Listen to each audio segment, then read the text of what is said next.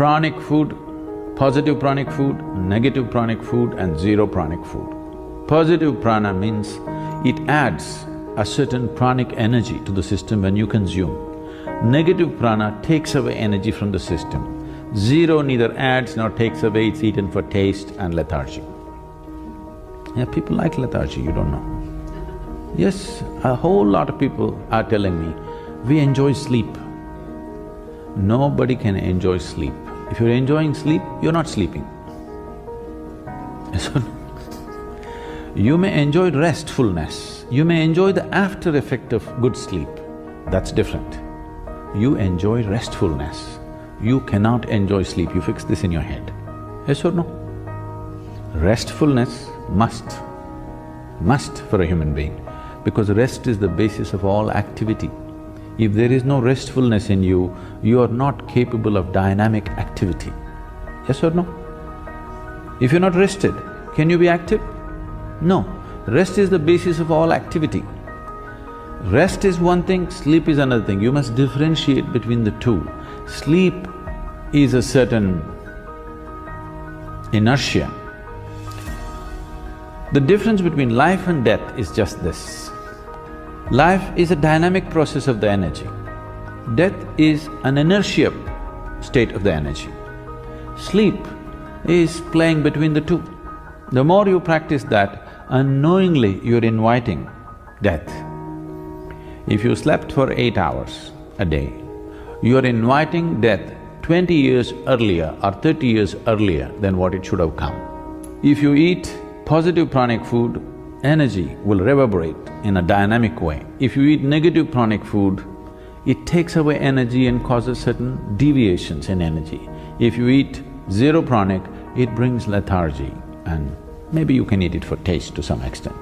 We'll look at this classification, what are the foods which fall under this. There's no need to look at the positive because a whole lot of them are positive, I can't produce the list. We look at the negative pranic list, it's a much shorter list, but unfortunately, it may be a list of all your favorite things too. And top of the negative pranic list is garlic. Garlic is a very powerful medicine. But it's one thing to consume something as a medicine and it's an entirely different thing to consume it as a daily food substance. It has many medicinal qualities. In Ayurveda and Siddha, we use garlic in a very powerful way for specific ailments. But now your logic is, every day if I pop whatever medicine I can, I will be healthy. In Ayurveda, we say like this, every root, every leaf found on this planet has some medicinal quality. It's just that only a few we have learned how to use, others we are yet to learn how to use. Otherwise, every one of them has some medicinal quality if we are willing to pay attention and learn how to use them. So now if you want to be healthy, what you do is, anyway it's fall time, there's a lot of leaf. Just go and eat as much leaf as possible and also take up a few roots and eat it, you will be very healthy. That's not how it works.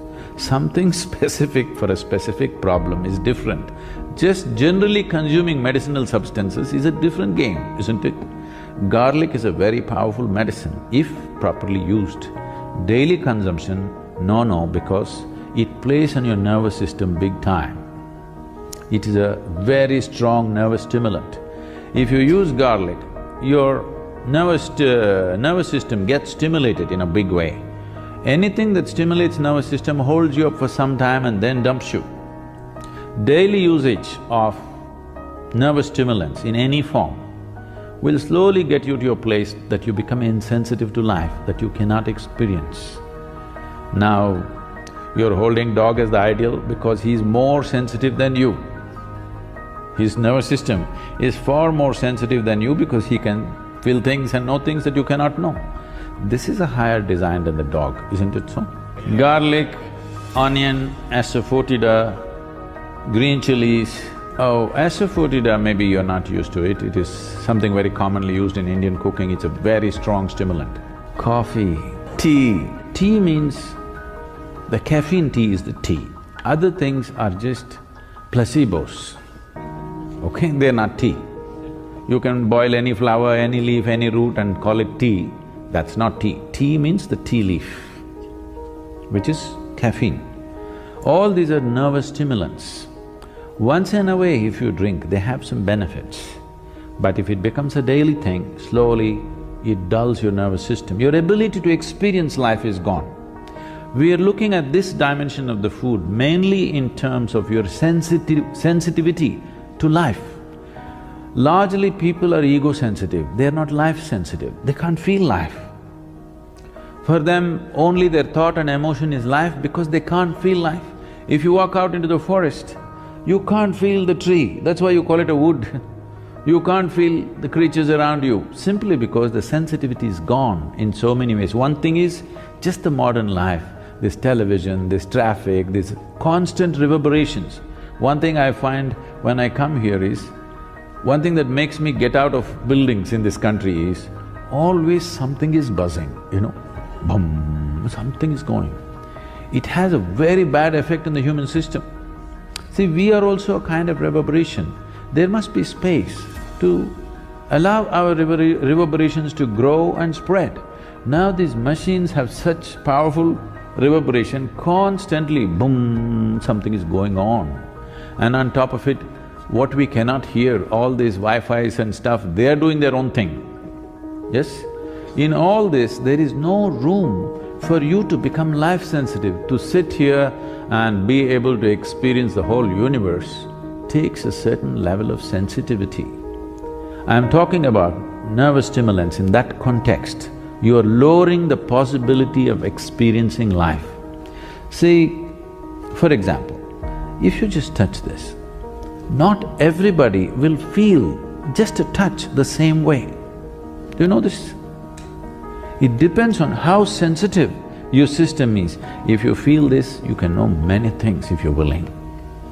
So I'm not a coffee hater, all right? But what I am saying is, a cup of coffee should not determine the quality of your life. By choice, you drink today, tomorrow you walk away, it's fine. If it's a compulsion, if I don't drink my coffee, my day is ruined, then you have to do something about it. Yes, I'm only talking about this. The only parameter is, are you moving towards freedom or are you getting enslaved in some way? With a cup of liquid, you shouldn't get enslaved. Yes? With just about anything, you're getting tangled up. I'm saying do everything by choice, then there's no problem. If you do it by choice, you know when to start, when to stop, isn't it? If you do it by compulsion, what you start, you cannot stop. This is the whole problem. It's not like you become a fanatic, I don't eat this, I don't eat that, I eat this, I don't eat that. Don't become a food fanatic.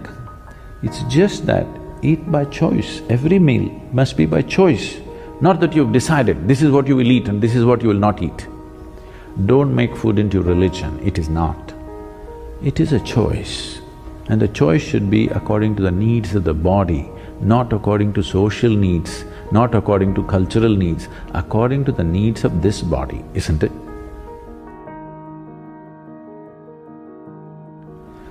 So, among the positive pranic foods, there are a few foods which are very, very positive. On top of the list is what is called as an ash gourd. I think here they call it a winter melon. It is not of the same potency as we find in India. The Indian ash gourd is like phenomenal. Ash gourd is very positive, black pepper is very positive. Honey is one substance on the planet whose chemical composition is very close to that of human blood. Daily consumption of honey can do wonderful things to you. And honey is an extremely good thing to eat, especially if you have children at home. Make honey culture part of your thing. Psychological stability, physical well-being, vitality, all these things can be greatly enhanced simply consuming daily honey. If you have excess fat in your body, if you drink honey with warm water, it breaks down the fat in the system. If you drink it with cold water, it'll give you weight.